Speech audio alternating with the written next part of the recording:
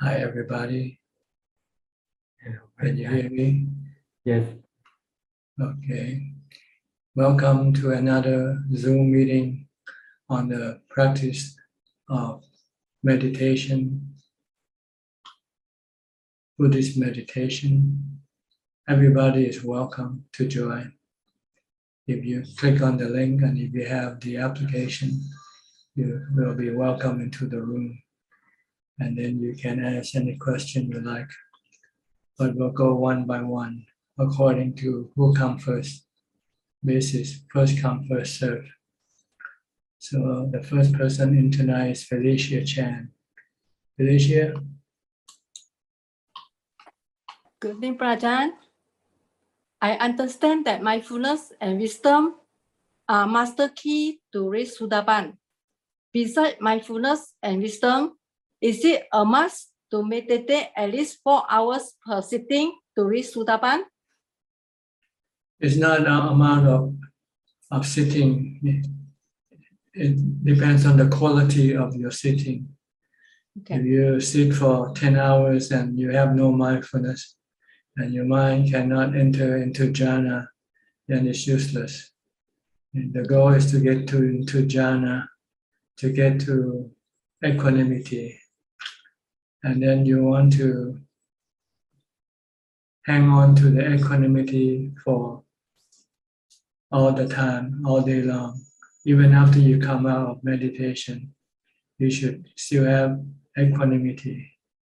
And when you run out of equanimity, you should go back into jhana again. This is the first step. You want to make a mind always calm, peaceful, and happy, and have equanimity. Doesn't have any emotion, doesn't have love, hate, fear, or delusion. Although you might from time to time have some of this, but you will then stop it right away with mindfulness. Once you have the ability to control your emotion, then the next step is to develop wisdom to completely get rid of your emotion. Your mindfulness cannot get rid of your emotion permanently. It can only stop it temporarily. But when your mindfulness becomes weakened, then your emotion can arise again. So if you want to get rid of your emotion permanently, you have to apply wisdom. That is the Four Noble Truths and the three characteristics of existence to stop all your cravings. Okay, thank you. Ajahn, I have another 2 questions. Number 1, for those who have dana, sila, and have entered jhana, if they die in accident, will they rebirth into hell or ghost or animal? No, they will probably go to the formless world.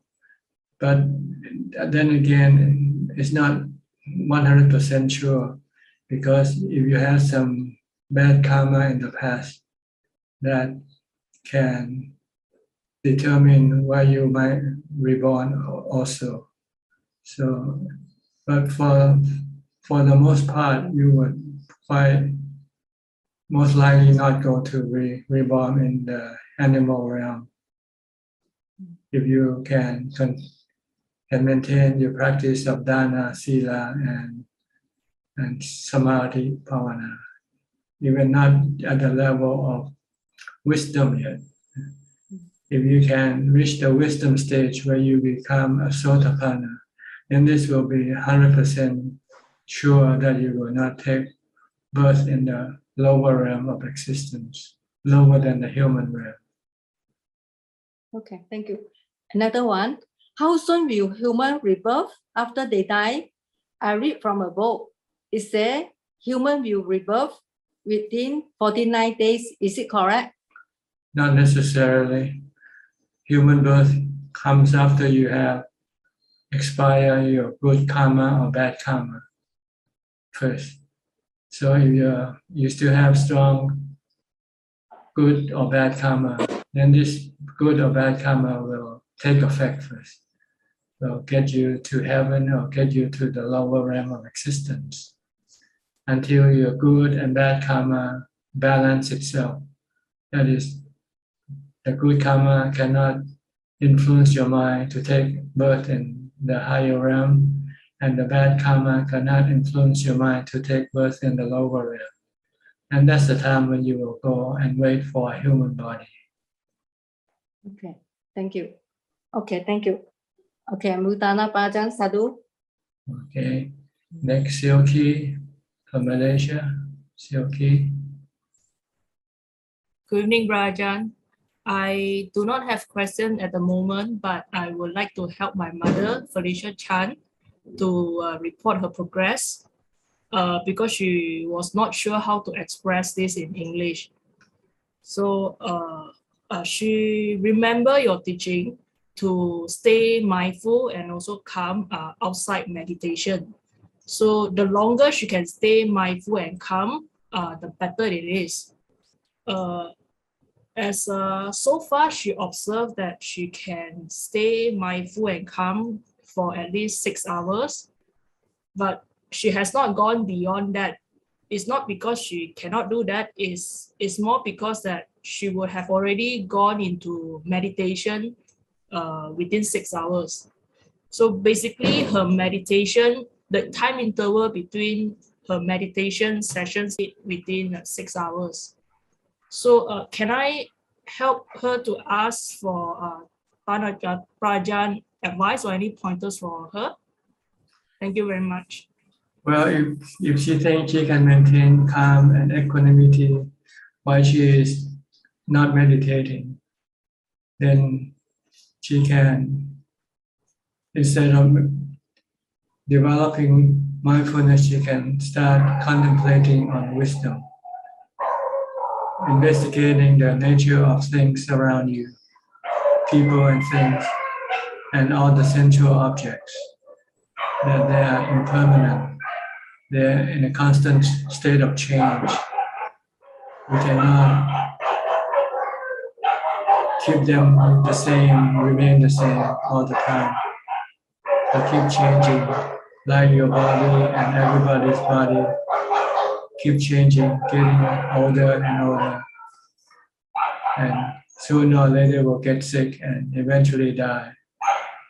This is something she can continue on teaching her mind to reflect on this truth until it sinks in her mind.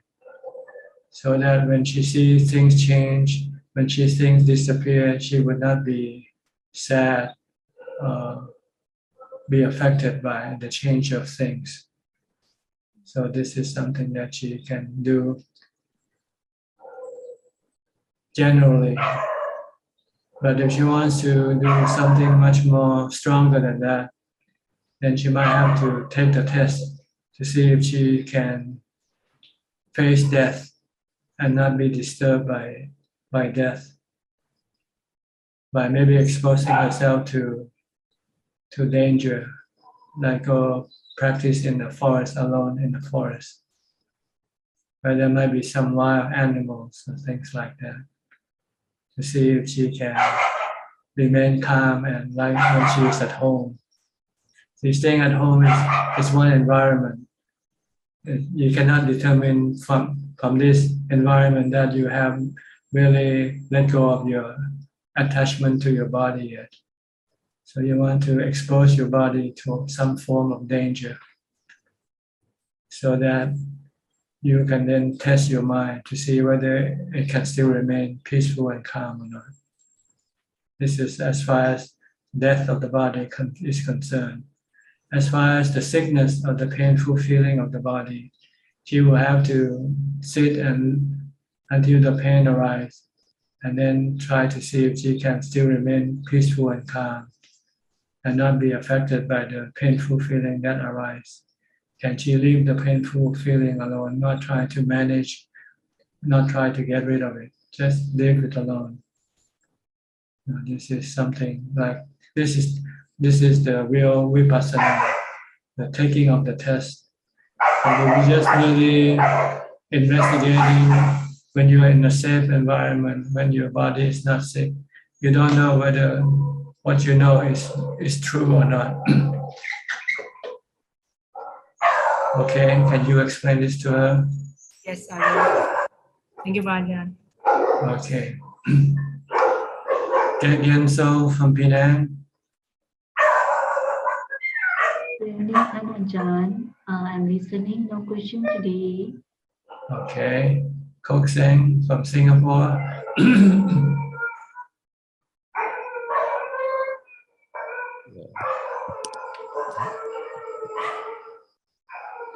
Good evening, Ajahn. Yeah, tonight I have a question I'd like to consult Ajahn. I recall in your book Beyond Birth, you mentioned something like you do not recall like anyone who has achieved success in meditation using the counting method. So I was using counting method all along for many years. So when I try to do away with the counting and then just maintain watching the breath, I find that after a short while, the mind just run wild and is so I find that I have to bring back the counting in order to maintain mindful of the breath. Yeah, so just want to check with Ajahn how do I progress from here? Well, you have to develop more mindfulness when you're not meditating. It means your mindfulness is not strong enough to watch your breath. So you need the counting. So you might want to recite the Bhutto or counting when you're not meditating to stop your mind from running away from your consciousness, from your awareness. You want to stop the mind from thinking. Whatever you do, you just want to focus on what you do, like eating, walking, taking a bath, anything that you do. You want the mind to stay with that and not go think about other things. If it goes away, then you can use counting to bring it back if you like, or you can use Bhutto. But this is what you need to do until your mindfulness become continuous. We call sampachanya. Then when you start meditating, you might not need to count. You can right away sit and watch your breath and stay with watching your breath until the mind becomes empty and calm. So that means in the meantime, I will still continue with the counting of the in and out breath from 1 to 10. If you need to, if you cannot watch your breath, then if you find counting will help you able to watch your breath eventually, and you need the counting. But eventually you're going to have to stop counting and just merely watching your breath. Okay, I will try it out. Thank you, Ajahn. Okay. Nanapat from Bangkok. นมัสการค่ะท่านอาจารย์ No question right now. Happy to listening in ค่ะ Okay. By the way, Happy New Year, everybody. Chinese New Year today. Lunar New Year. Okay. The year of the tiger. This is the year of the tiger. Okay. Next, Professor Kenneth from Switzerland. Good afternoon, Tanajan. I'd like to ask a question regarding taking the test, because I can see clearly the difference between practicing at home and in a place like the forest.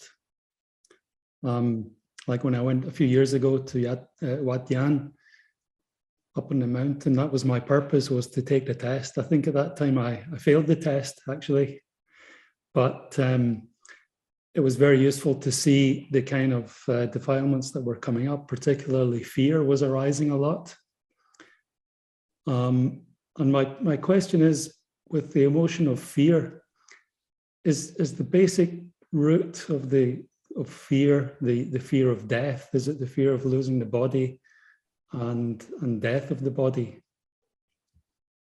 It's deep down inside your sensual craving, your sensual desire craving. You need to have the body to provide you with the happiness that you get from your sensual objects. So you don't want to lose your body. So anything that threatens the existence of your body, then that causes you fear. But if you no longer need to use the body for your sensual gratification, then the fear can be minimized and almost to zero. Maybe not, because there might be some lingering fear based on your delusion, thinking that you are the body.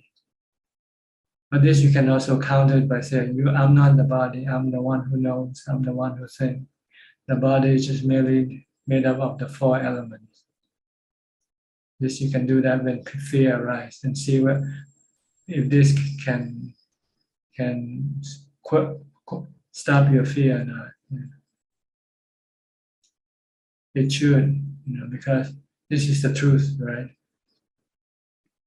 You're just the one who knows, the one who thinks. That doesn't get old, get sick, or die with the body. Why the body, it gets old, gets sick, or die, it doesn't know that it is being so. It's like a tree, like a plant. When you chop up a plant, the plant doesn't complain or being afraid, right? It's the owner of the plant that get angry or sad when someone chop your plant. So this is what you have to try to compare, and then try to teach your mind to let go of your body. See it as ananta, not yourself, and also not relying on the body for the way of making yourself happy, because you can be happy without the body when you meditate. So if you have these 2 things, I think it will be quite easy for you to take the test and pass. Okay. So I think you need stronger equanimity. Maybe you need to. This is what the most important tool to use with your wisdom, to let go of your attachment to your body and everything else. You need equanimity, because equanimity means just being still, not reacting. So when your mind is still, you cannot react with fear. Yeah. But if you react with fear, it means you lose your equanimity.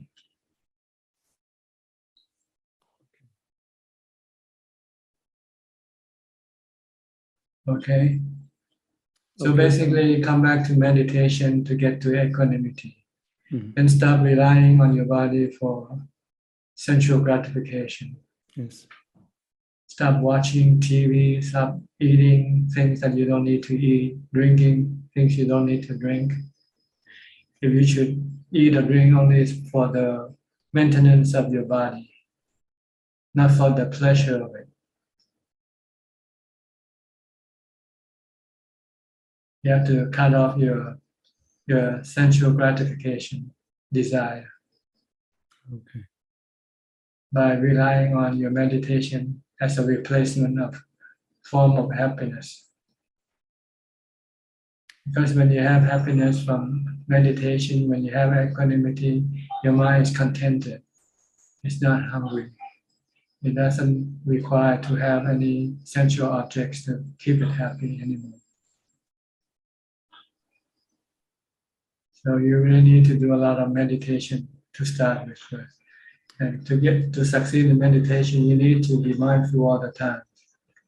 From the time you get up to the time you go to sleep. Then you will be able to enter into jhana easily when you meditate. 5 or 10 minutes and you are already there. Mhm. Okay? Okay, Tanajan, thank you very much. All right. Thank you. Next, Alvin, with the name Amanda. keep changing names, but the same Alvin, the same guy. Good evening, Ajahn. Yeah, my children keep on using my notebook, sorry, my iPad for their class. Sorry about that, Ajahn. I don't no have problem, no problem. Just teasing you. That's all. I don't have any question at the moment, Ajahn. Thanks. Okay, Johanna from Indonesia. Good evening, Ajahn. Happy Chinese New Year, Ajahn. Yeah, I'm sorry if I sound a little bit unenergetic today because yesterday I had my booster vaccine, so it kind of give effect on the body today. I want to share an experience I had last week, Ajahn, where it happens when I sleep. It's like my mind is telling myself that there's a voice like this, there's no rebirth. Like if we die, then this body die, then we die. There's just a voice like that, yeah, when I sleep. And then after I wake up, I remember the voice inside my head, so it stays in my mind that whole day until I asking myself, are you sure about everything that the Buddha said? Like, it's just so messy in my head that day, and until in the evening when I was in the public space, I saw the people around, and I try to contemplate on the body. I contemplate on the 4 elements of the body. I contemplate like when the body dies.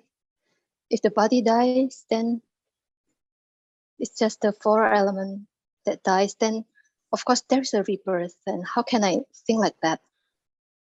I mean, when I wake up, I think there's no chance that I will have doubt in the triple gems, but it suddenly happened in my mind when I sleep. I just want to ask Ajahn, is it correct if I try to resolve it like that? Is the contemplation right, or maybe Ajahn have another advice for me, please? Well, right now we are just on the beginning stage of trying to see the truth, which it is still on a imagination stage, not the real thing. So I would not worry too much about what you see or contemplate. Mm-hmm.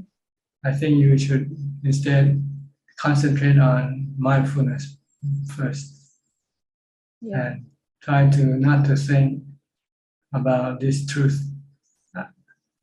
If you can avoid it, try not to think about it, because it's still not real. It's just imagination. Yeah.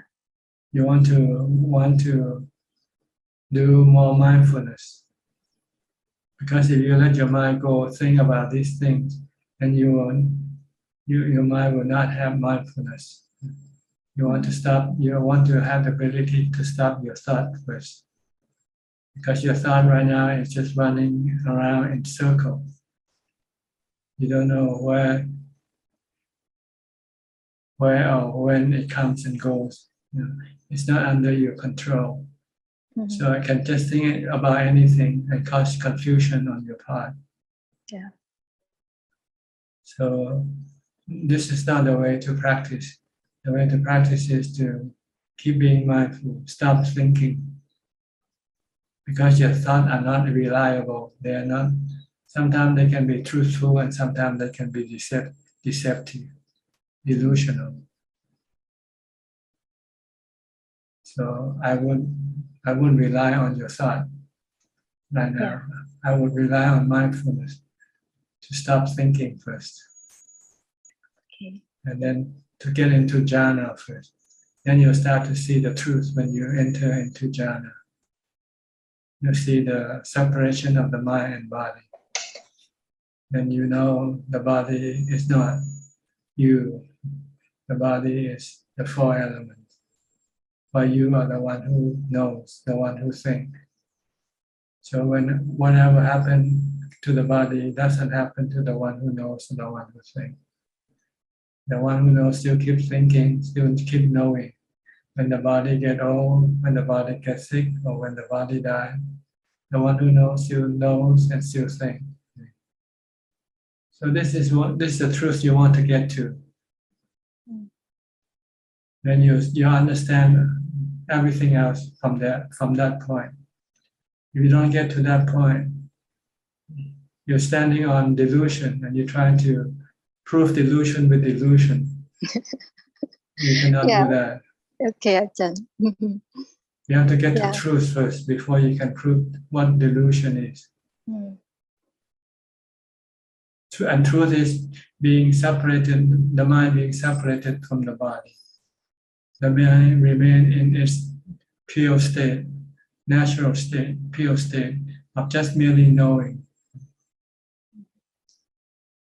And you see that most of what you think are just delusional, not real. Okay.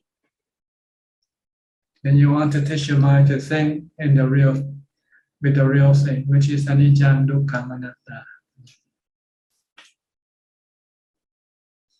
So try to stop using your thought right now to solve your problem.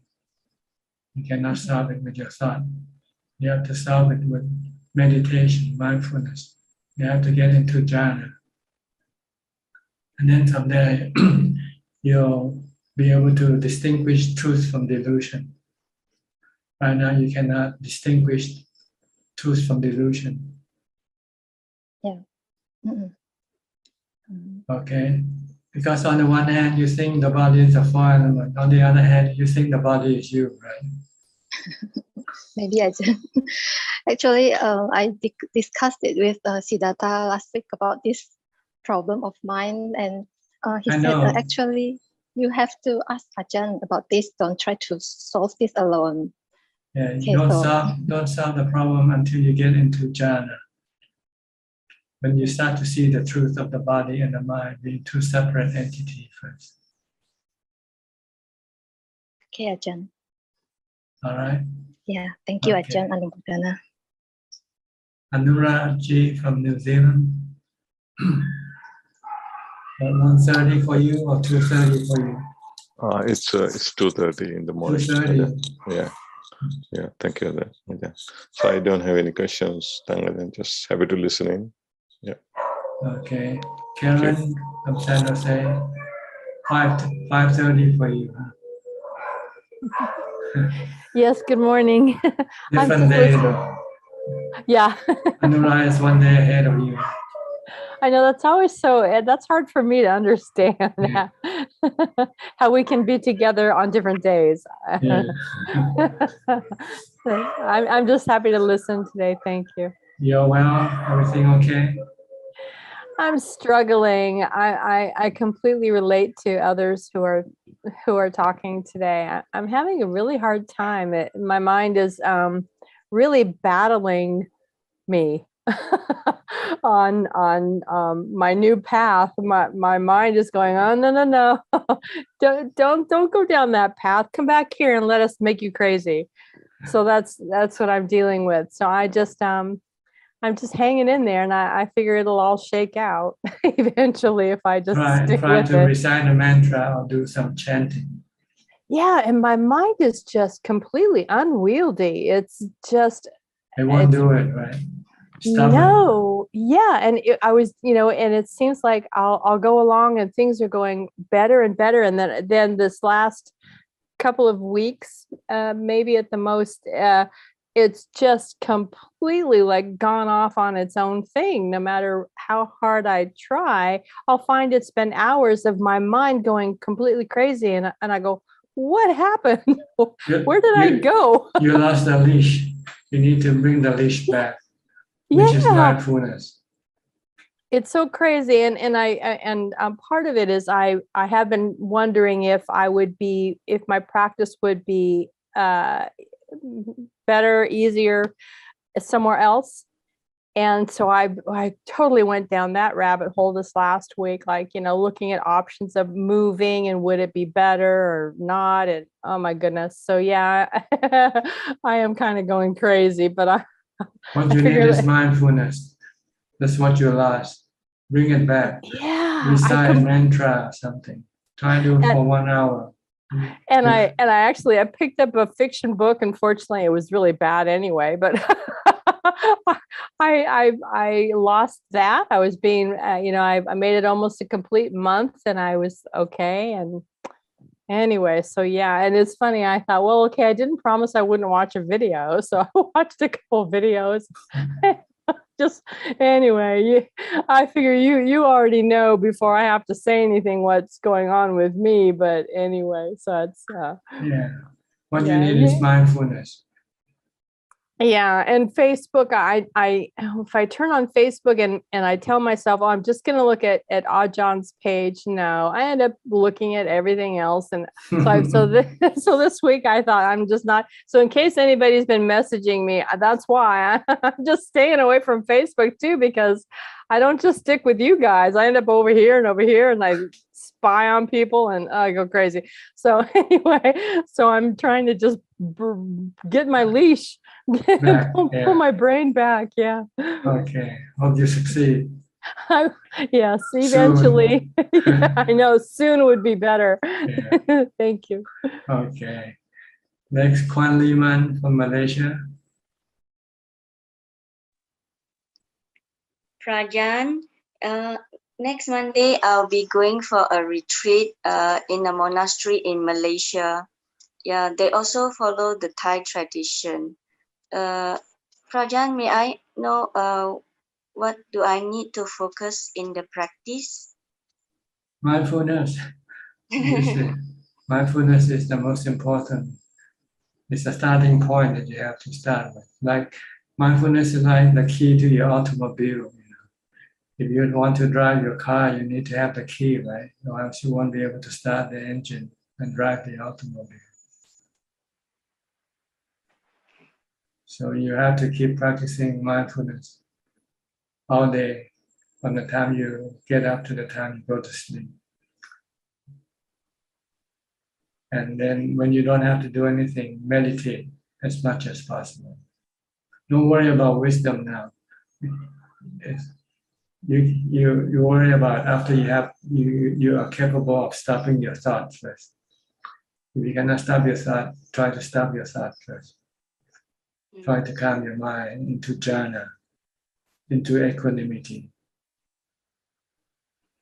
And try to maintain that ability until you're confident that you can always control your thoughts. Then you can then start investigating wisdom. Yeah, Prajan, I usually most of the time I don't have many thoughts, but then I feel that I'm so absorbed into the nothing. Then I feel I'm too lazy to think, or I feel that I'm very stupid, like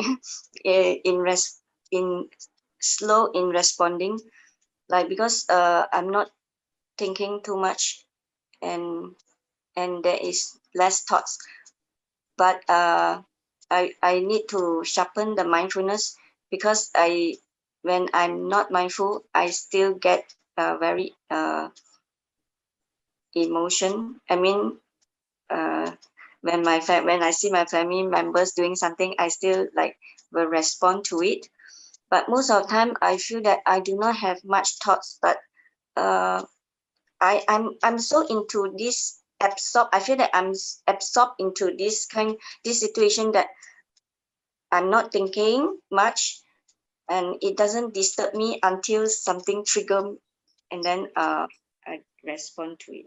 Yes, you don't have enough equanimity yet. You should go deeper to a point where the mind becomes still and not thinking at all. Yeah, but I'm not thinking much, and there's not much thoughts. That's not enough. That's not enough. You have to stop thinking altogether. What if the mind is stuck in that nothing? It doesn't get stuck there. Yeah. If there is not much thoughts, then You have to get into completely no thought at all. You haven't got there yet. So that's why you react emotionally when you see things or hear things. If you get to the point where there is no thought, when you come out, your mind will not react to things that you see or hear. Okay. Thank you, Prajan. Okay, you're welcome. Gary from Singapore. Good evening, Ajahn. No questions from me tonight. No question, okay. How about Julia from Colorado? Colorado. Near Aspen? Are you near Aspen or? Good. Hello, Ajahn. I like Aspen. I would like to be near there. I still have liking. I'm a few hours to the south and east from Aspen. South and east of Aspen. What's the big city nearby? The closest big city? Here, there's no big city. Has Ajahn been to Aspen? No, I just only heard about it. It's heard beautiful. about Denver. Is it close to Denver? Where you are? I'm 3 hours from Denver. Okay. Yeah. I have a friend who used to go to college in Alamosa. I think, have you heard that? Really? Yeah. Yeah, I'm 1 hour north from Alamosa. Oh, I see. That's closer then. Yeah. That university, that college has a very fast running team. Oh, see. Yeah. Maybe your friend is fast.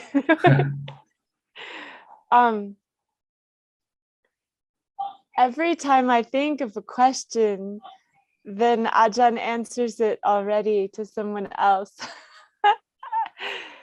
Because we all have the same questions. Yeah.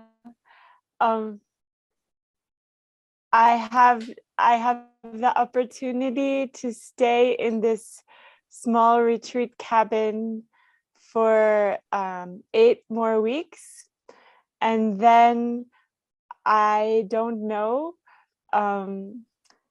what will be happening. So I need to have a plan. And so part of me wants to just be natural and enjoy peace. And then part of me is like, but I should make a plan. So sometimes it's not stressing me right now, but sometimes that I feel stressed about that. Yeah, because I really like meditating in this cabin.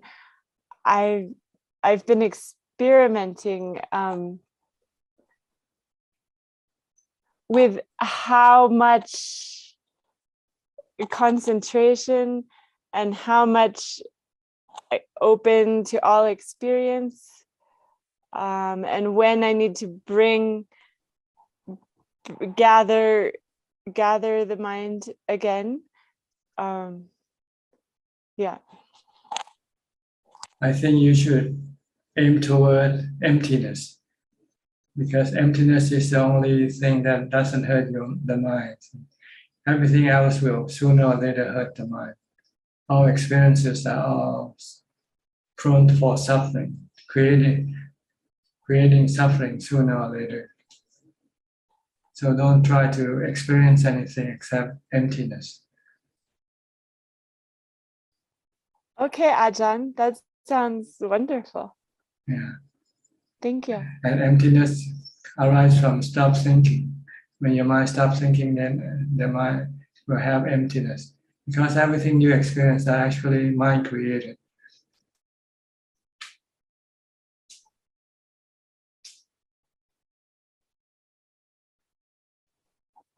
I'm talking about when you're meditating, not when you open up your eyes. And But all the experiences you experience while you're meditating are all mind created. And they're all delusional or illusion. They're all illusion. They're not real. The only real thing is emptiness. Whoa. So try to get to emptiness and you'll find it. That's where the mind becomes most peaceful and most happy. Okay. Anumodana. But you need mindfulness to get you in there. You have to stop thinking, stop creating all these experiences for you to enjoy. Because they can backfire sooner or later.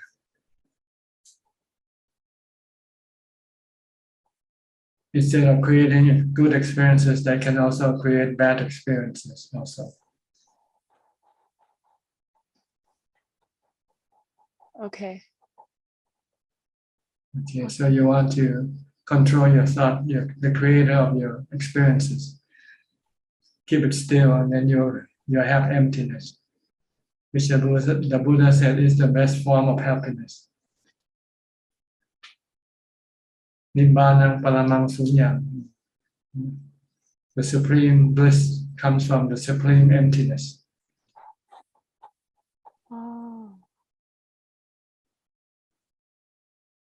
Oh, I thought it was paramang sukhang. With emptiness, with emptiness, there is no anicca, dukkha, anatta, because there is nothing.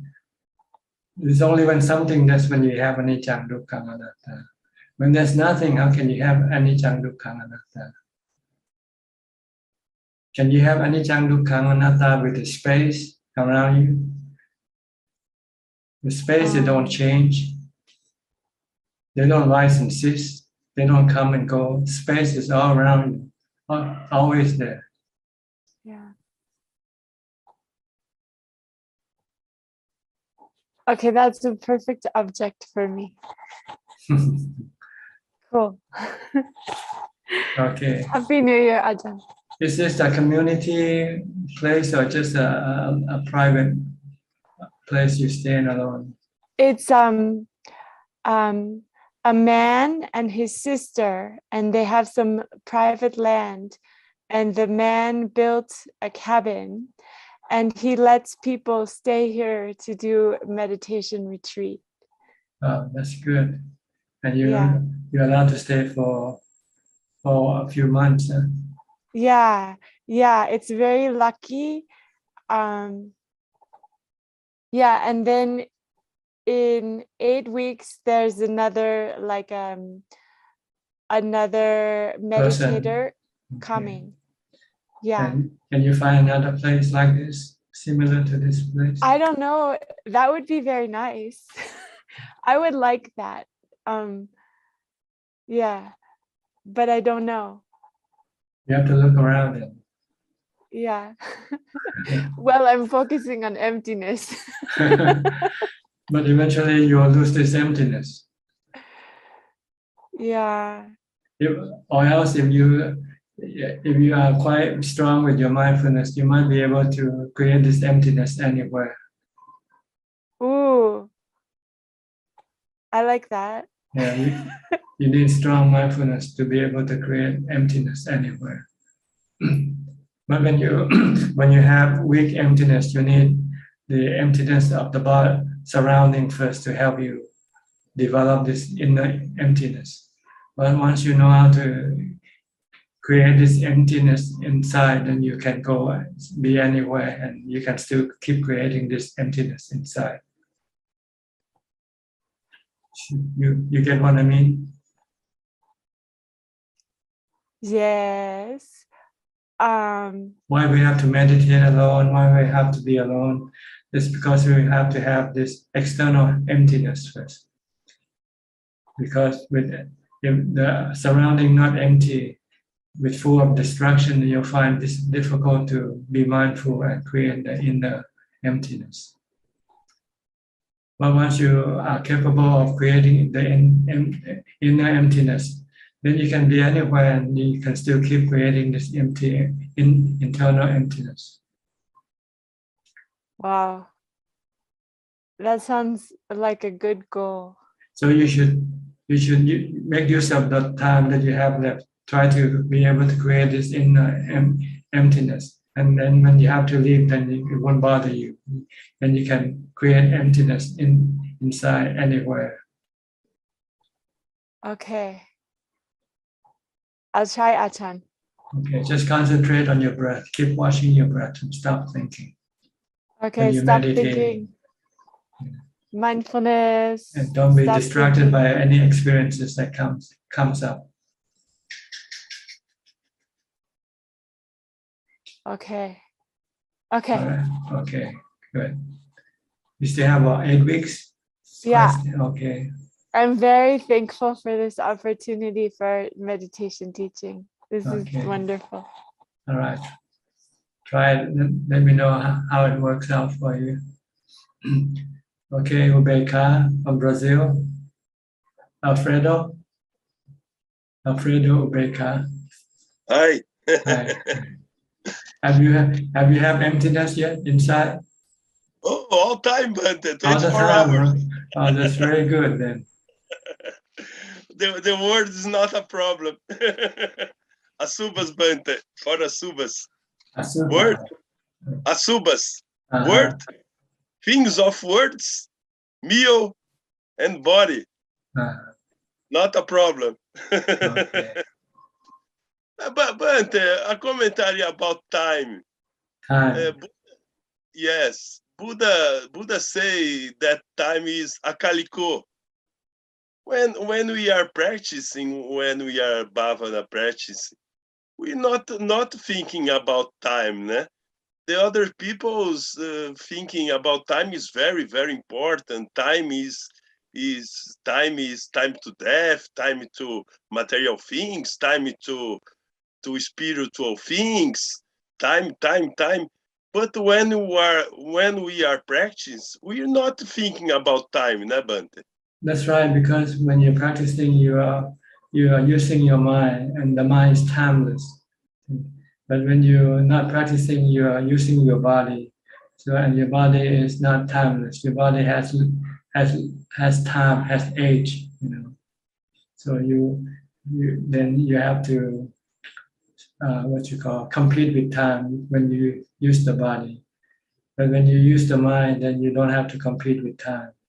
The mind is akaliko, not dependent, doesn't change with time, not like the body.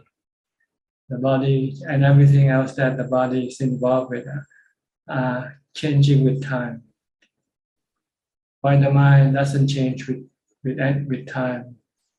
The mind always the same when you were born, and still the same today.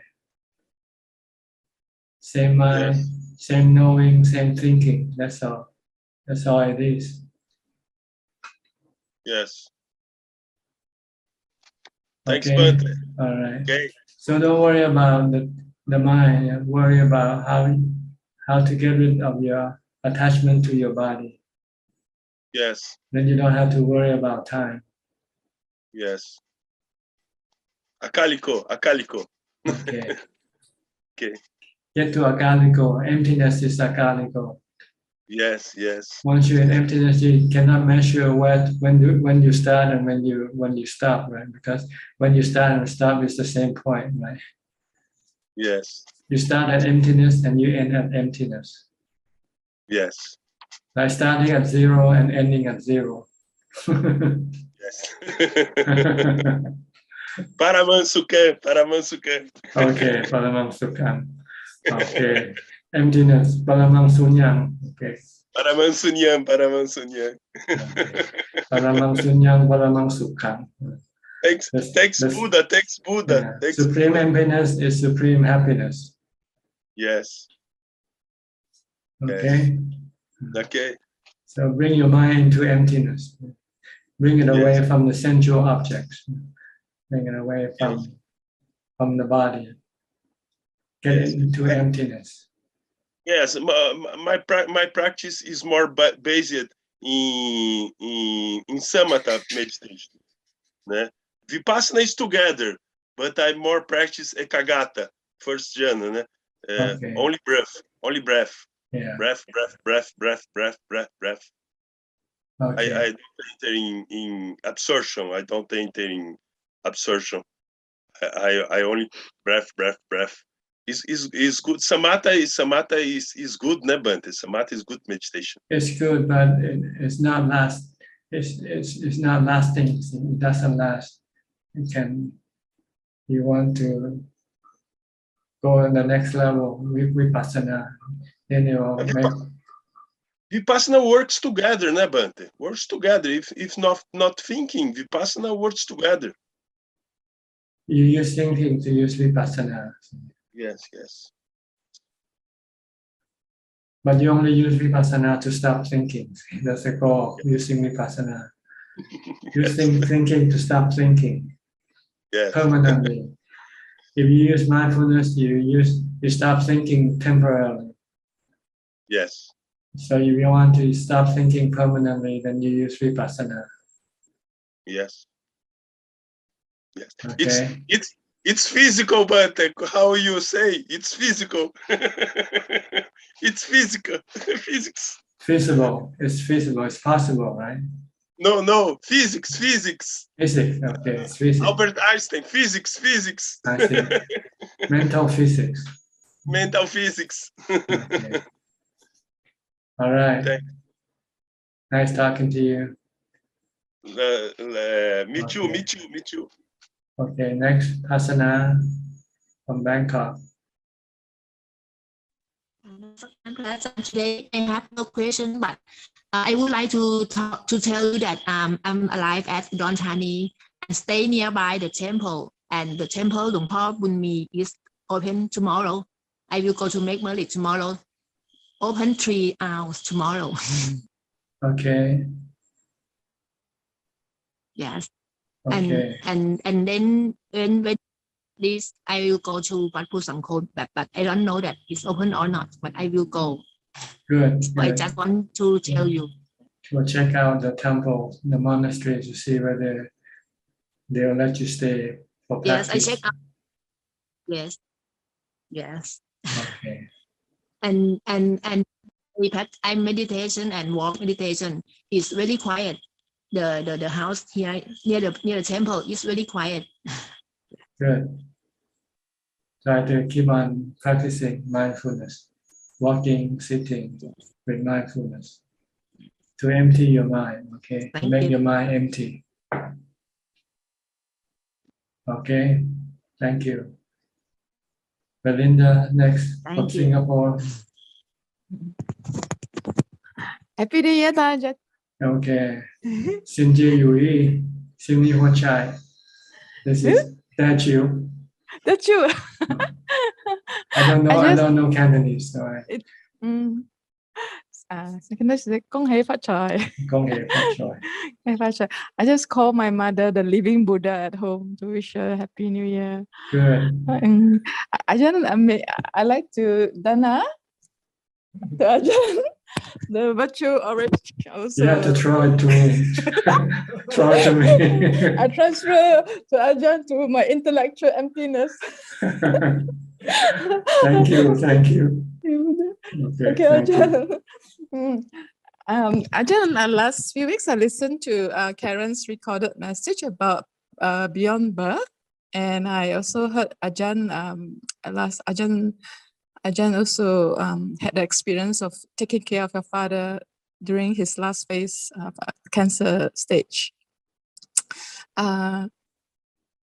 So this week I contemplate about the courage of living and also the courage of dying. So I met up my sister. So I just like to seek Ajahn's advice how to process supporting our family, our loved ones. Well, you can only support their physical part. If they need to have medication, if they need hospitalization, if they need therapy, then you want to provide this thing for them.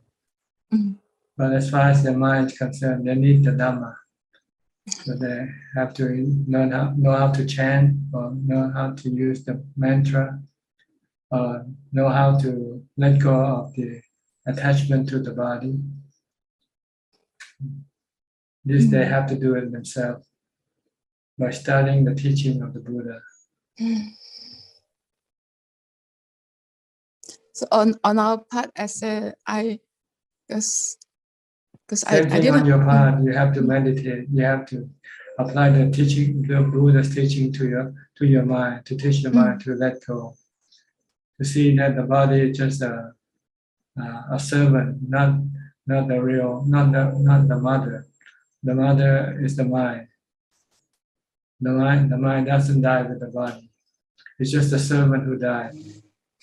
So the master have to go and look for a new servant. That's all. When the old servant died, then the master go look for a new servant.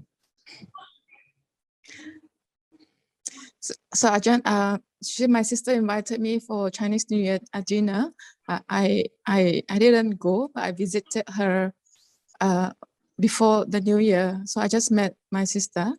And she told me that she's not ready to let go the body. So that's a problem.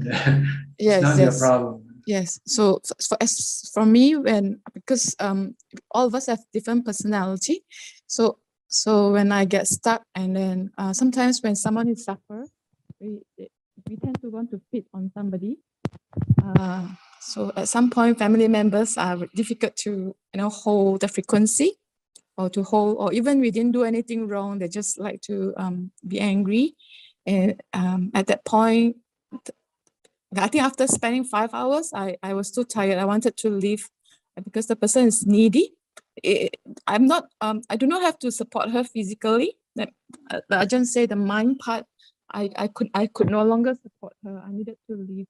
I couldn't take leave because she was afraid that I leave. And as a result, she threw anger and all. So I reacted as well. To my best, I hope not to react, but eventually I didn't feel good when I felt bad, like all the mind proliferation and all. So then, is it right to just feel? I process it a few days. I take it as that's not me, and the mind is not. So it happens. You should meditate, then your mind will then get equanimity, and then it will forget about what happened. Mm-hmm. So Ajahn, I find that sometimes I know I'm not ready to support, but sometimes like earlier, Upeka said, Alfredo said, our body has a time limit. So then I just told myself I have to meet my sister, despite that my mind is not very well ready. So. Well, whatever you do, if it causes you suffering, then you should avoid it first. Yeah, so then I'm not sure how long more she could live, and because she made that request, I just think I'm not sure it will be my last time meeting her or not. So I don't know, like it's a bit difficult to balance. Like, is it okay to just go ahead to see her because it will be the last maybe physical meeting or not? In short, like I'm afraid like if I don't meet my sister, it's a form of selfishness because she needed maybe support in some way. But after 5 hours, I couldn't endure more. Our original plan was like just 3 hours. Yeah, but so I'm in a dilemma, like need the balance. So well, you have to balance between helping other and helping yourself also. You want to make other people happy, and you are happy at the same time. Not making other happy, and you are miserable. Yes, but I wanted to leave, but she didn't let me leave. I couldn't find the key, so I got locked up, and then she started to feel something. So it was I know that I have done my best, so I didn't want her to feel. But then I think sometimes because everybody has different levels, so I don't know what else can I do for her. Apart from I pray sometimes for her. What else can I help do my best on my part? So maybe so I don't feel so guilty, or no, I don't know. If I can dana something and then dedicate to her, or what else can I do for her? Ask her what she wants. It's simple. If she wants a company, but I can't accompany her. Okay, then you cannot Yeah. come. Then Yeah. you then ask her if not company, can she want something else? She just wants company, I guess. So Okay, then you so I cannot give her couldn't- other thing yeah. because that's other thing she doesn't want. She Yeah. wants company, so you want to give her company, then you stay with her. Mm. That's why so I suggested that she maybe could meet Ajahn just to maybe I do not know how to stop Ajahn. Maybe to go back to mindfulness, I don't know. But on the one hand, you want help. On the one hand, you want to help her. On the other hand, you don't want to do it. So I think sometimes our body has limitation, Ajahn. After 5 hours sitting and just listening her talking, they all repeat stories or there's some limitation to that. And I think I told her eventually that nobody could accompany us forever. Eventually, we have to say goodbye, and that's where we have no choice but to face the music. I think that's okay. okay, then that's done. What we have already So it's on my decided what to do. Then what do you regret it for? What are you regretting for? But when Ajahn support your father, Ajahn just support physical part or like how Ajahn. When I supported my father, I was quite meditative at that point of time because there were a lot of retreats and all. So I don't have to support much. I just go back to present moment. It was helpful for him. I think, but this COVID period was more difficult. So when I see my sister, I couldn't be more meditative or so. So it's as it is it, Ajahn. Okay, I think I'll leave it at that. Okay. Okay, Ajahn. Thank you. Okay. Thank you, Ajahn. Next, Sri and Jack from Vancouver, Canada, British Columbia, BC, and British Columbia. Hello, Tanajan. I thought you can speak Teochew a little bit, huh? Yeah, my grandmother was statue so I learned when I was with her, I could speak fluently. But after I left her, then I eventually forgot. Not to imagine. Yeah, I really like your talk just now about emptiness.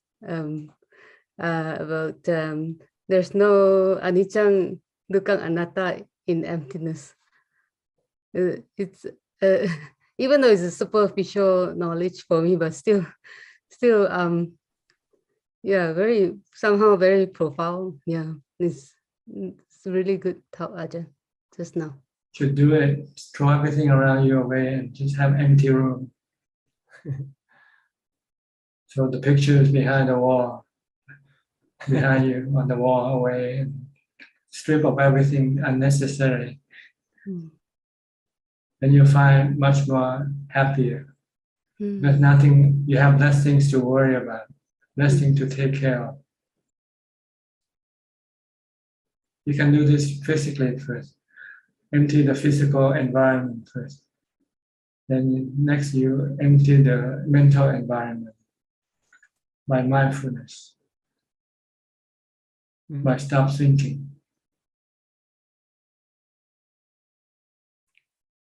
So Tanajan, what you are saying is like, first you use like Kaya Viveka. Is that? Yeah, Kaya Viveka, then Kaya Viveka will then induce the mental Viveka, Chitta Viveka. Yeah, okay. If your surrounding you have surrounded with so many things, then you will be involved with this thing, looking after them, taking care of them. So you won't have able to go inside because you're stuck with the outside. When there's nothing outside to pull you, then it's easy to go inside. Yeah. Okay. Good advice. Yeah, good advice. Tanajan, I have a question regarding the meditation. Before we meditate, you always ask us like to recite Buddho, right? So we recite Buddho, but at the same time, we also watch like our body's action. These are different methods. You can use mantra alone, or you can keep watching the body alone. Sometimes you can use both. It's up to you. The goal is to be able to stop thinking. That's the purpose of developing mindfulness. To be able to stop your thought from running around, running wild, thinking about this and thinking about that. So if I happen to use both, because I think my mind maybe is not ready yet to do just one, but then eventually we want to drop it to just one object. Yeah, eventually it will be better if you can just keep watching your body. Keep watching what you do. Then you don't have to get tired with reciting the mantra, because reciting the mantra can also take some more effort, and you can get tired from doing it. But if your mind is still stubborn, then you might need to use the mantra first. If you want to stick to what your body is doing, then you might have to use mantra, chanting.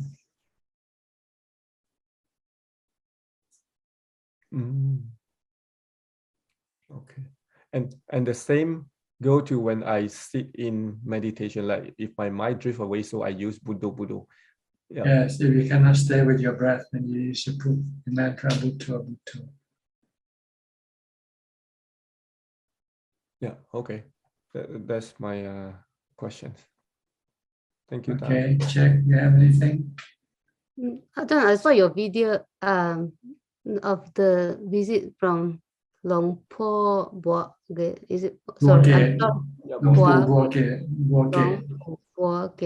Okay, he was the first monk I talked to when I decided to become a monk. Oh, wow. I thought it was 47 years ago. I thought it was a Western monk that you spoke to. Before that, before I met the Western monk, I met this Thai monk first. His temple is near my house, and I wanted first to check if I can ordain there, because I was told that it's the best temple around the area. Oh. But when I talked to him, he said his temple is not a meditation temple. Oh.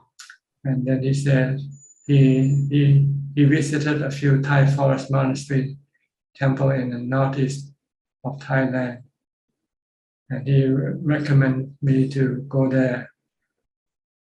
But before I can go there, I have to ordain. And he recommended me to go to ordain in Bangkok with the Supreme Patriarch who built this Wat Yannasangwararam monastery. And that's where I met the first foreign monk. When I went to that temple, I didn't know who to see or talk to. Then I ran into one group of Western monks and I asked them. And one of them recommended me to go talk to this senior monk called Kanti Palo. He was an English monk. He was already ordained about 10 years when I met him. And I told him about my practice using the foundation of mindfulness. And he was very welcoming. He said, to find someone talking about practices. So he was very eager to introduce me to the Supreme Patriarch. So I went to meet the Supreme Patriarch and told him about me. Then I was told to go meet him and talk to him personally. And then I told him that I want to ordain and practice. And he said, okay. And then he arranged for my ordination. But I only stayed there with him for about 6 weeks. Then I head up to the northeast to the Thai forest meditation monastery. I went to Langta Mahabua. I didn't plan to stay there or be there, but I was just start an exploration. I'll try this monastery first, see how it works. But I ended up staying there for about almost 9 years.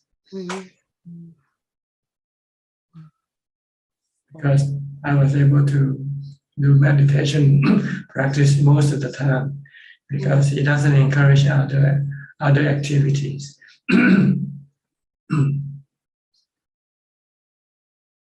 So I think one of the people looking after this senior monk who came to see me a couple of days ago, I think he read this book of mine and discussing about him. So he just want to bring him to come and see me and to sort of have a reunion of some sort. But unfortunately, he wasn't able to speak. Yeah. So he just was mumbling something I could not understand. But at least, Yeah. I think it's the optic more than anything else. Because he's highly respected monk. So if a highly respected monk come and visit you, it means you must be important something.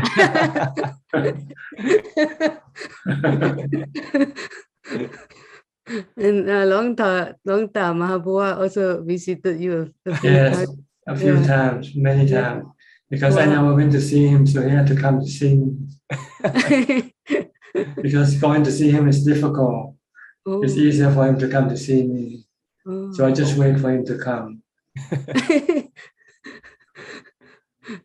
I think I mistaken Long Po Wagit as a Long Dhamma Mahaboa's disciple. Oh, it's not. He has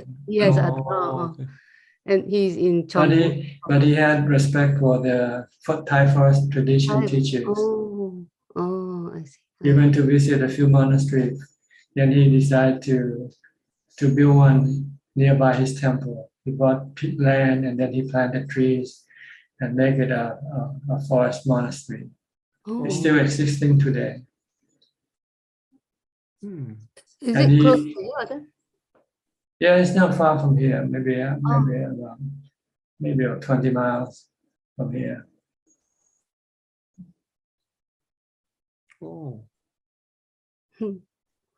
Yeah. Okay, let's come back to the Sorry. So, I just saw the video and I thought, my friend told me it's Long Po Wagit. It's 88 now. Sorry? 88 year old. Oh, I see. Yeah, it's still inspiring to hear your story. Ajahn. Okay, any question? Other question? No, I just love to watch your video, Ajahn. Okay. All right. Let me go to Jessica. Jessica. Hello, Thailand. You're in Bangkok now? Yes, I'm still in Bangkok. I'm actually watching your live YouTube every day. It's like I see you every day. In Thai at 2 o'clock. Yes, in the Thai language as well. So yesterday was actually the birth of this body. So I was just thinking about, okay, what does it mean, the birth of this body? Okay, it's 33. Okay, it's just the body, but I don't feel anything. Tanajan, where did this 33 come from? Just a measurement. Yes. It's just like it's just like the process of the banana. Once it is ready, you just cut it down from the tree, and then you pack it. You wait for it to ripen, and then once it's ripened, it's just the process like the aging.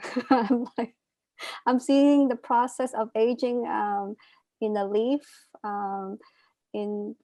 In many places that I go, it's Dhamma is everywhere, Ajahn. It's like you cannot close your eyes and not see the Dhamma. And I'm just like it's never a it's never a, how do you say it? You never stop learning. You never stop learning. I think once you die, that's when you really stop learning. So once you become enlightened, then you stop learning. Yes, you just like now just observe. So I just observe the number 33. Okay, it's the age of the body. What can I do for this body? How can I make use of it? So for my birthday, I actually went to the temple and I cleaned a lot of toilets with my friend, and so I did that. That was pretty nice. That's what we call community service. Yes, there's not so many people who wants to get their hands dirty, but at the end of the day, our body is more dirty. They want to make the toilet dirty, but they don't want to clean the toilet. So yes, exactly, Tadatan. If you see under the microscope, our whole body is much dirtier, I think.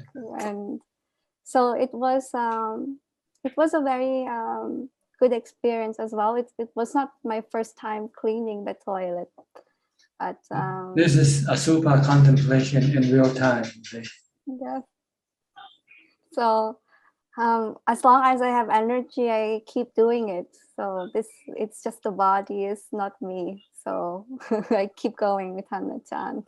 Good. Yes, that's it. Do you have any question? No questions. No questions for today. Okay. Then let me go to the next person then, okay? Yes. All right, Philip and Adeline.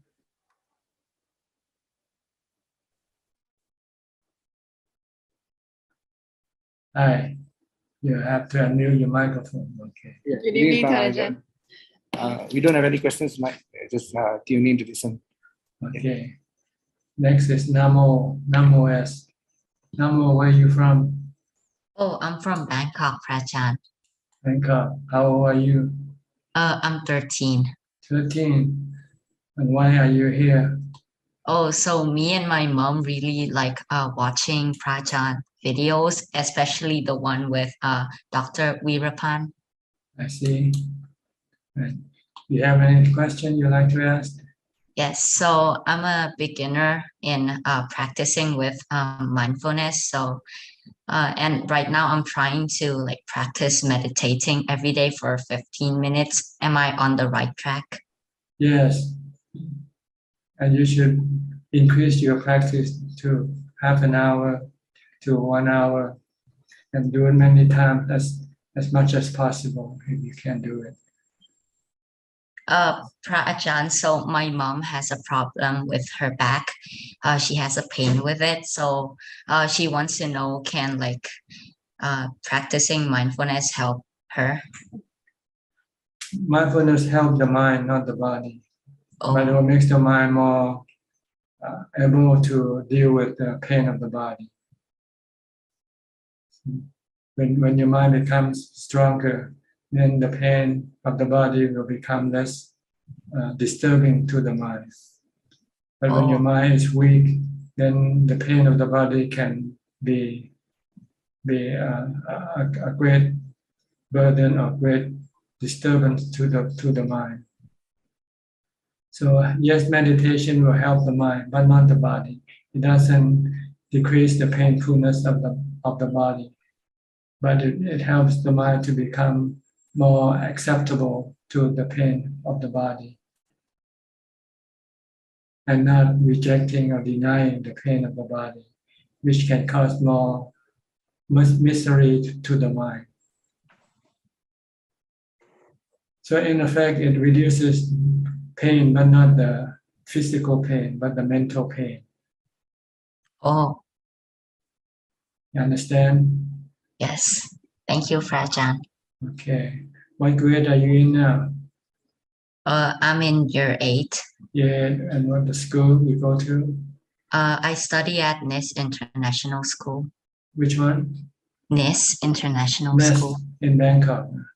Yes. I see. Okay.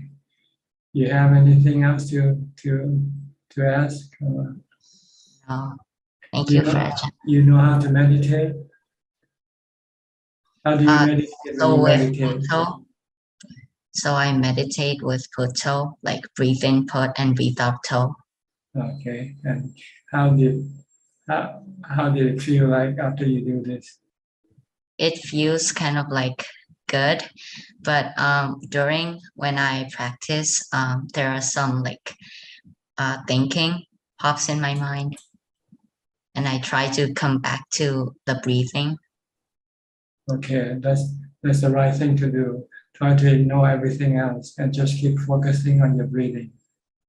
Okay. Okay, even if you start to feel painful, don't get up yet. Try to continue on until you can no longer focus and you feel you have to get up. And try to extend the length of your meditation longer. And you should do mindfulness before you meditating also, not just when you're meditating. You should keep reciting Bhutto as much as possible during your daily activity. Okay? Okay. Can you do that? Yes. And you'll find that meditating will be easier for you. All right. Welcome. Happy to have you join us. I'm also so glad. Okay. Next, Sajal Ka from Silver Spring, Maryland. Thank you, Ajahn. I'm kind of undergoing some kind of like a mental anguish, and I try to I'll try to present that in this way, that as if like I'm submerged in water, and the world is like an octopus with thousands of tentacles, and it's trying to attack me, and I'm trying to cut up those tentacles one by one, and it almost feels like it's impossible to do. That means.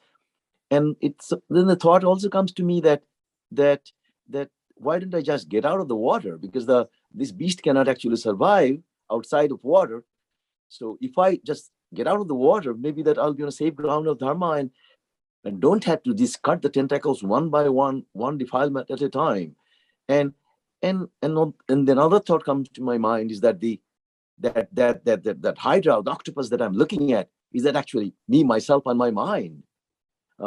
Would you please comment? Oh, they are the three cravings. Yes. Cravings for sensual pleasure, craving for being, and craving for not being. These are the ones that causing you problem.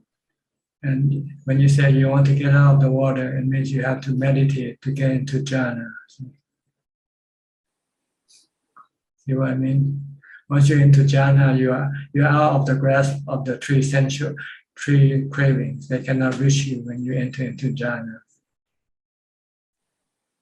But you cannot remain in jhana forever. That's the problem. Once you come out, then you will be entangled with these three cravings again. That's when you want to use wisdom to disentangle them. Every time they try to lock you up, you have to use the three characteristics of existence to stop it. So that is the vipassana you're talking about, right? Yeah. But if you cannot use the vipassana yet, then you should continue on using mindfulness to disentangle the octopus. Thank you.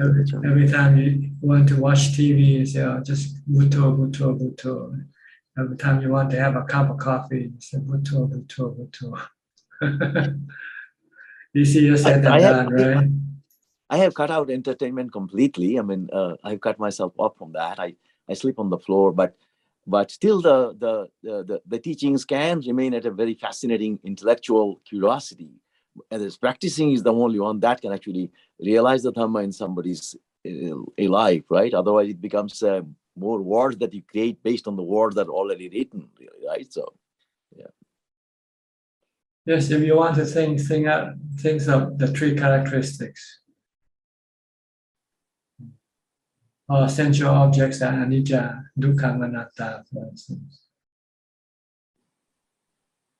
then it will stop your cravings for sensual gratification. And all beings are also anicca, dukkha, anatta.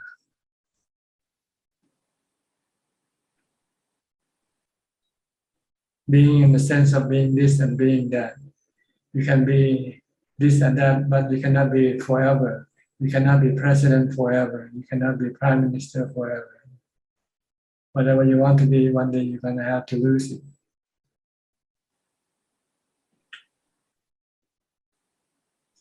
So if you think in this way, then you can stop your cravings and get rid of the misery created by your cravings, anguish.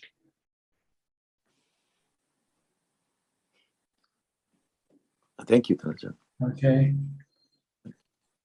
So you more or less know what you need to do. You see, you get the picture, but now it's just a matter of doing it. Getting out of the water is difficult. Getting into jhana is difficult. That is comparison to getting out of the water, according to your simile. So be mindful, use mindfulness to get your mind out of the water of cravings.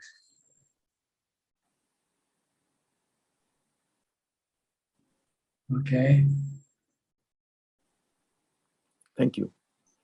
All right, let's see who's next now. Looks like everybody has asked the question. So maybe it's time for Facebook now. Is there any question from Facebook? Yes, there are 3 questions from Facebook,ท่านอาจารย์. The first question from Yato. Namaste, Ajahn. Happy Chinese New Year and Gong Si Fat Chai. I have some questions. Yesterday I meditated. I feel happy and calm, but I feel like I was in outer space. Should I survive in that situation? Thank you. Should I survive in that situation? Yes. No, you already did that. So you survived already. So I don't know what the question is. And the second question is the durations of my meditation is not too long, between 20 or 30 minutes. Is that enough?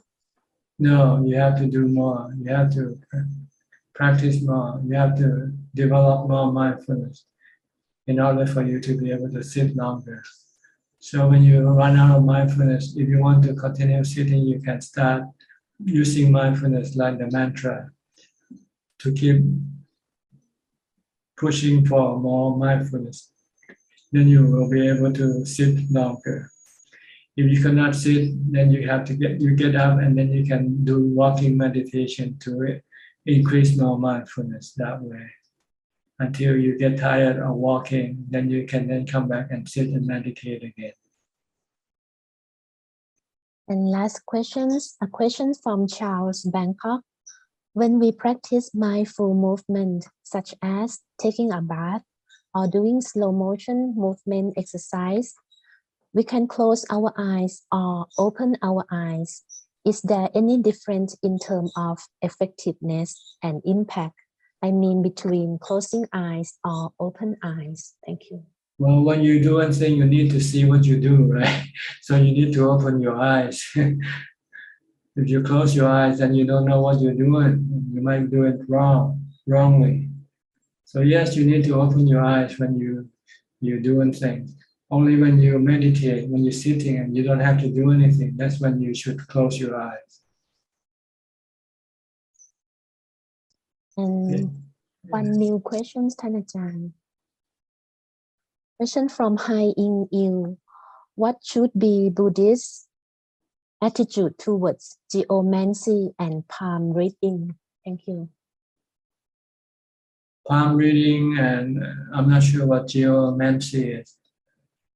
They are just, I'm not sure what is the term, but there's something that is not important or necessary in Buddhism.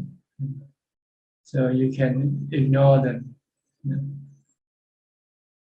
What you have to be more concerned with is your karma, your good and bad karma. That's all you need to be worried about. Am I doing good karma or am I doing bad karma? Am I meditating or am I not meditating? Everything else that is going on in this world, you can entirely forget about them. They have no consequences as far as the development of your mind is concerned. The liberation of your mind from suffering is concerned. All you need to worry about just your good and bad karma and the amount you spend on meditation.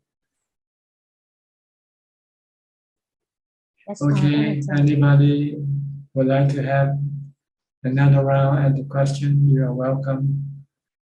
Just raise your hand and then unmute the microphone. We have one new coming, Jenny Lin. Jenny Lim? Yes. Okay, Jenny. Can you hear me? Okay, where are you from?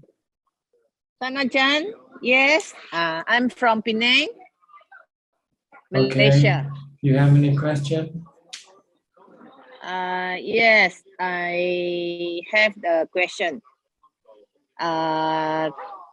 It's about the mindfulness when sometimes when I losing my awareness or mindful, when I'm not mindful. So when I not mindful, I during the day,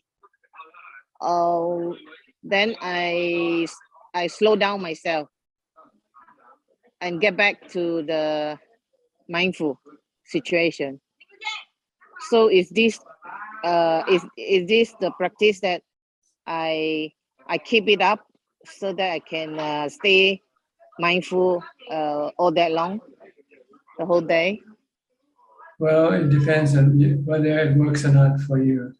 When you're doing things at a fast pace and you're not mindful, then you might have to slow down so that you might be more mindful with what you do.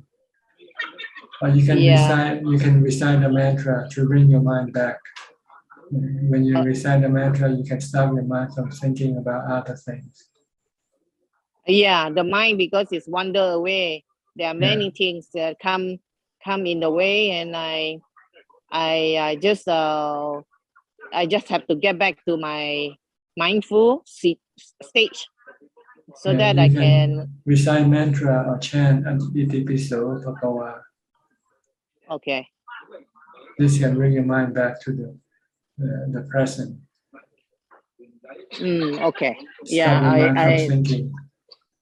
Yeah, I could get it more. Yes, get it more to keep the mindful for all day long.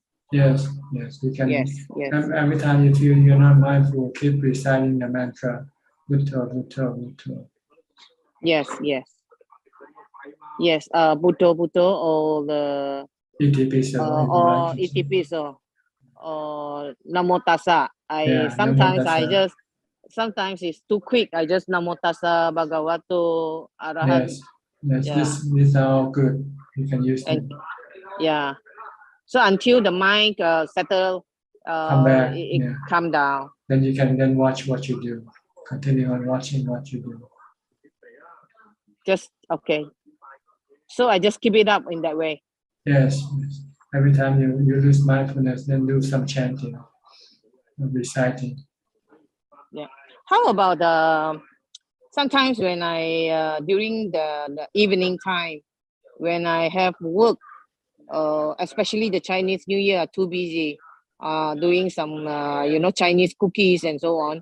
So when I want to meditate, because evening I try to come back to the meditation, because when I finish my work it's too late, like 11 or 11 something. But I still have to come to sit in the meditation. Like I keep it up in a half an hour time before I go to bed. So if let's say it's the late night, can I still do the meditation and continue to bring my mind calm down before I go to bed? Well, it depends if you can do it. If you can just wait until you get up and do it instead. Change the time instead of before going to bed. Do it after you get up. That way your mind might be more rested, your body will be more rested, and more your meditation could have a better quality.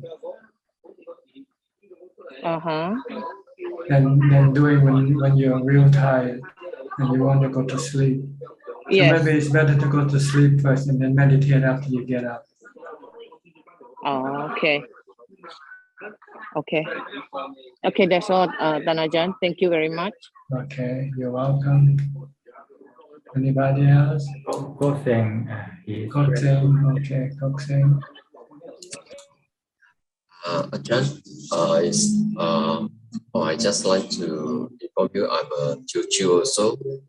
So today, the Chinese New Year, I'd like to wish you Hong Wei Huat Sai, Xin Jia Zui, Sinh Ni Kuai La. And Thank also, you. Yeah, thank you, Ajahn. I learned a lot from you. And also like to thank Karen for recording the audio in the book Beyond Birth. And actually in the audio, when I hear the word, when she mentioned Zhang rice stuffing, so I was intuitively, this is very familiar, the rice dumplings that I'm familiar with. So I was thinking that, Ajahn may be a Teochew. Yeah.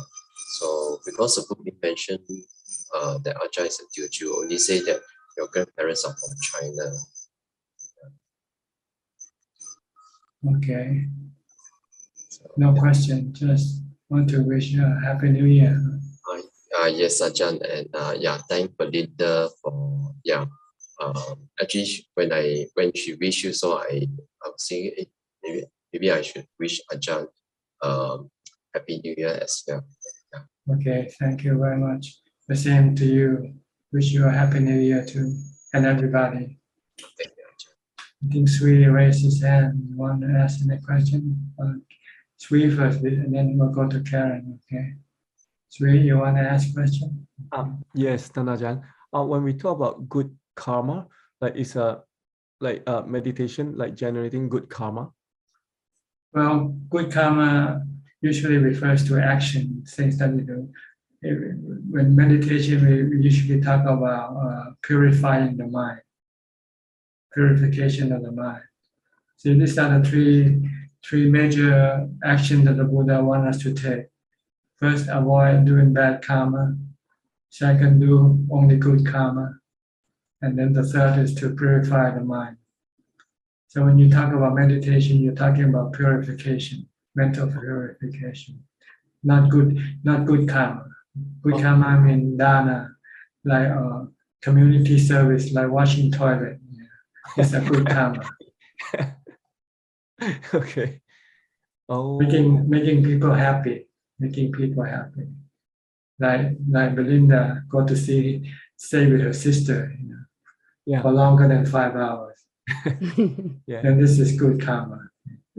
Oh. And keeping sila? Keeping sila is avoiding doing bad karma. Oh, okay. Okay. Yeah. Dana is good karma, charity. Helping people, making people happy, being Santa Claus, principally being Santa Claus all year round, not just during Christmas time. This is good karma. See, we don't talk about Santa Claus anymore, right? It's all gone. Where's Santa? Where's Santa? One day we talk. We should be Santa Claus 365 days a year. Yeah, that is what Buddha wants us to do. Yeah, to be. If you have to do anything, do good karma. If you cannot do good karma, then don't do anything. Go purify the mind. Okay. Yeah, and when we do good karma, it will help us, like in terms of our practice. Is that? Well, it makes you feel you have good feelings from good karma, and you have bad feelings from bad karma. And also your rebirth can also result in good realm or bad realm of existence from your good and bad karma. Oh. Okay, thank you, Ajahn. And your dreams also will be determined by your good and bad karma. If you have good dreams, it means this is the consequence of your good karma. If you have bad dreams, then this is the consequence of your bad karma. And how about no dreams? No dream, it means sometimes you're tired, too tired to dream. Okay. So no matter what, we'll have dream. You'll either pick a good dream or like or you have a lot of mindfulness, you have a lot of jhana, then you usually don't dream either. Oh, okay. But if you don't have jhana and you don't dream, it means you're tired. Your mind is tired. Okay. I think that's me then. All right. Is that all? I Any just more? may I share something with you, with the class. I used to have because Jessica was talking about toilet, and you were talking about dreams. When I was young, I think I was kind of traumatized by going to really dirty toilets, and it stayed in my mind, and like from time to time I'll have when I'm stressed out or something in real life, I'll have like the dream of going to dirty toilet, and one time I think I heard your teaching about, you were saying, oh, what's so like it's the same, like our body is just as dirty, and then like it's nothing, like it's the same, like just compare. So I listened to your teaching, and then I compare my inside, like the body is so dirty and it's same as the dirty toilet. What's so disgusting about it? Like if I can live with the body, what's so disgusting about the dirty toilet? And it's really, really helpful, Ajahn, that teaching that you give. I think it was yeah, it helped me like say got over that fear of dirty toilets actually, and I never ever had that dream ever again, like since it's like my mind accepted your teaching, like it's it's the same. Yeah, like what's so dirty about it? You don't see it dirty anymore. You just see it as being the earth elements. Yeah, it is really helpful, Ajahn. Like I got over that like, and no more dream, no more that the dream doesn't come, and like no more. It's like I accept, my mind accepted, and I don't have any problem going to dirty toilet anymore. Like like if I can live with this dirty body, what was so dirty about the toilet? The dirty toilet comes with a dirty body, right? Yeah, but nobody taught me this one until you taught this Dhamma, and then it helps me so much in yeah, because I don't have that anymore. I don't have the fear and don't have the dream no more. Yeah, it's a really good teaching for me. It's so simple though, isn't it? The truth is so Yeah, simple. yeah, but nobody teach me, right? So I'm stupid. I just don't know that. But when you taught, like the mind is like, oh yeah, Ajahn is so right. It's like it's so right and so simple, but it helps me like it just helps me like right away, like just it's gone, that whole thing that bothered me the whole life. But yeah, it's just your Dhamma is so profound. Okay. Yeah, thank you, Ajahn. Thank you, Ajahn. Karen, you're next. Did you raise your hand just now? Thank you. I just wanted to ask Julia if it would be okay with you to somehow let me know where this place is that you go. It sounds heavenly. So if I tell you my email address, let me just put it out there. If you don't want to do it, fine. But if you're willing, my email address is just KarenK@gmail.com. So my name is Karen Kelly. So it's KarenK@gmail.com, just KarenK@gmail. So if you are willing, if you're not, that's fine.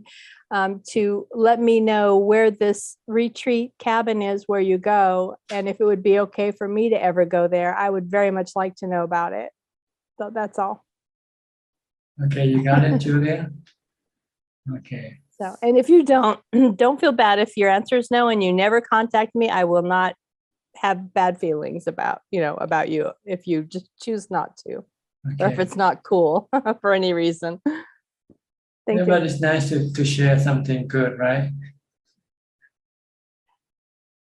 Yeah. So, and of course, it would be on the recording too. If you watch this now, you'll be able to have my email address. And everybody else who's watching this. Right, and the whole world knows my name and my email address. Of course, bad people aren't looking for your videos on YouTube to exploit Buddhist people.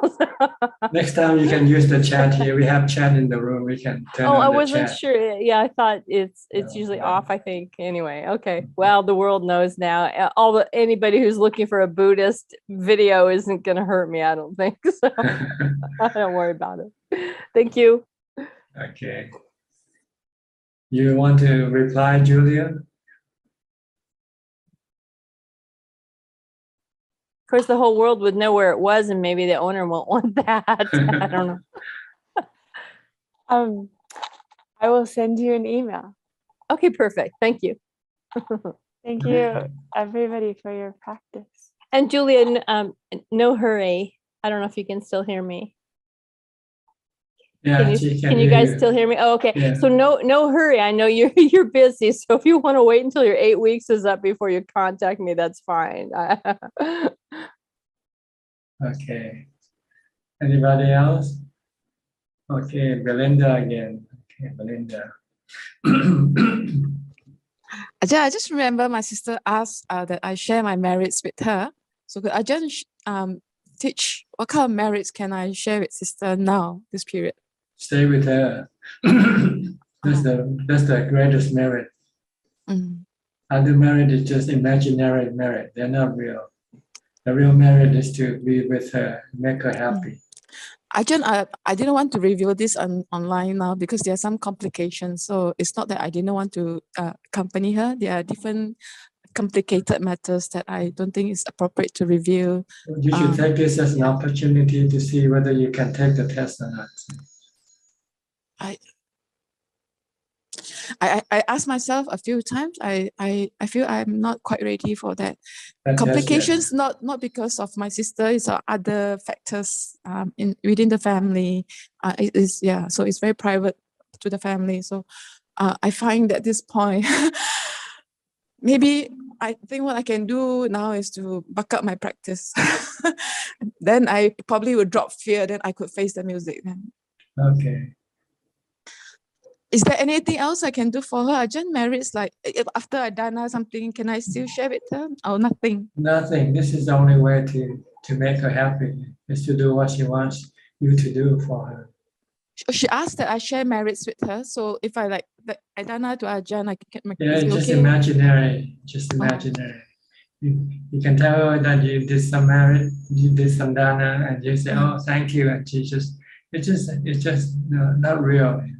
The real thing is when you'll be there with her and she's happy, right? This is not. Maybe I should call her more Zoom online. Then I think in that way I can do that. Yeah, you can do that also. Maybe not be too close, but close enough to make her know that you're around. Whenever she needs you, she can maybe call you or whatever. Okay. All right. Anybody else would like to ask any more questions? Okay, seems like everybody is content, happy, not curious. Okay. Julia, do you want to? Oh, she's just paying respect. Okay. Well, in that case, I think it's about time for us to call this meeting to an end. Thank you very much for your participation. I hope that this meeting will benefit you and help you advance in your practice. In the meantime, please be safe, be happy, be mindful, and keep on practicing as much as possible. And if all else go well, I will see you again next week at the same time. Thank you and goodbye. สาธุค่ะ สาธุพระอาจาร Sadhu, ย์ sadhu, พระอาจารย์ sadhu. พระอาจารย์ Bye. Ajahn. Thank Thank you. you. Bye. Thank you, Chan. Hi. Good night, Amy. Thank you, Good admin. Everybody. Thank everyone. you. Bye-bye. Everybody. Thank you, admin. Thank Bye you bye. New Year Thank you คุณแอดมิน Thank you คุณหลา Thank you good night Happy New Year